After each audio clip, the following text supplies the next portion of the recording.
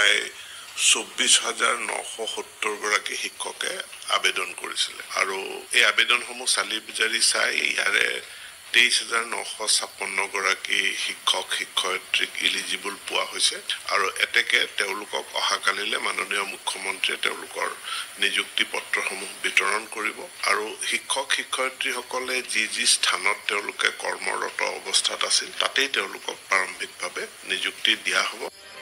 ৰাজ্য চৰকাৰ নতুন নিযুক্তি সম্পূৰ্ণৰূপে গতিকে অহাকালি নিযুক্তি পত্ৰ বিতৰণ কৰাৰ পাছত নিয়মীয়া শিক্ষক হিচাপে তেওঁলোকৰ নিযুক্তি হ'ব। ঠিকাভিত্তিক শিক্ষকক পোনপটীয়াকে নিয়মীয়া কৰিব নোৱাৰি আৰু তেওঁলোকে যিটো বিচাৰিছে তেওঁলোকে পে প্ৰটেকশ্যন বিচাৰিছে। ঠিকাভিত্তিক শিক্ষকৰ ক্ষেত্ৰত বা যিকোনো কৰ্মচাৰীৰ ক্ষেত্ৰত পে প্ৰটেকশ্যন তেওঁলোকে নাপায়। গতিকে তেওঁলোকৰ এইটো এটা নতুন নিযুক্তি হিচাপে বিবেচিত হ'ব।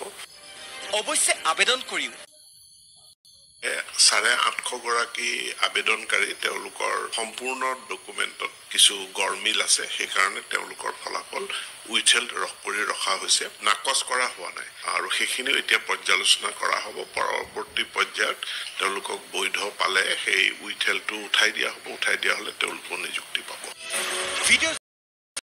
প্ৰায় 24,970 গৰাকী শিক্ষকে আবেদন কৰিছিলে আৰু এই আবেদনসমূহ চালি জাৰি চাই ইয়াৰে 23,956 গৰাকী শিক্ষক শিক্ষয়িত্ৰীক ইলিজিবল পোৱা হৈছে আৰু এতেকে তেওঁলোকক অহাকালিলে মাননীয় মুখ্যমন্ত্ৰীয়ে তেওঁলোকৰ নিযুক্তি পত্ৰসমূহ বিতৰণ কৰিব আৰু শিক্ষক শিক্ষয়িত্ৰীসকলে যি স্থানত তেওঁলোকে কৰ্মৰত অৱস্থাত আছিল তাতেই তেওঁলোকক প্ৰাৰম্ভিকভাৱে নিযুক্তি দিয়া হ'ব।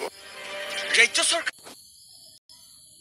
নতুন নিযুক্তি সম্পূৰ্ণৰূপে গতিকে অহাকালি নিযুক্তি পত্ৰ বিতৰণ কৰাৰ পাছত নিয়মীয়া শিক্ষক হিচাপে তেওঁলোকৰ নিযুক্তি হ'ব। ঠিকাভিত্তিক শিক্ষকক পোনপটীয়াকে নিয়মীয়া কৰিব নোৱাৰি আৰু তেওঁলোকে যিটো বিচাৰিছে তেওঁলোকে পে প্ৰটেকশ্যন বিচাৰিছে। ঠিকাভিত্তিক শিক্ষকৰ ক্ষেত্ৰত বা যিকোনো কৰ্মচাৰীৰ ক্ষেত্ৰত পে প্ৰটেকশ্যন তেওঁলোকে নাপায়।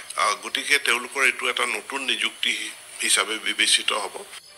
অৱশ্যে আবেদন কৰিও 850 গৰাকী আবেদনকাৰী তেওঁলোকৰ সম্পূৰ্ণ ডকুমেণ্টত কিছু গৰমিল আছে, সেইকাৰণে তেওঁলোকৰ ফলাফল উইথহেল্ড কৰি ৰখা হৈছে, নাকচ কৰা হোৱা নাই আৰু সেইখিনিও এতিয়া পৰ্যালোচনা কৰা হ'ব। পৰৱৰ্তী পৰ্যায়ত তেওঁলোকক বৈধ পালে সেই উইথহেল্ডটো উঠাই দিয়া হ'ব, উঠাই দিয়া হ'লে তেওঁলোকো নিযুক্তি পাব।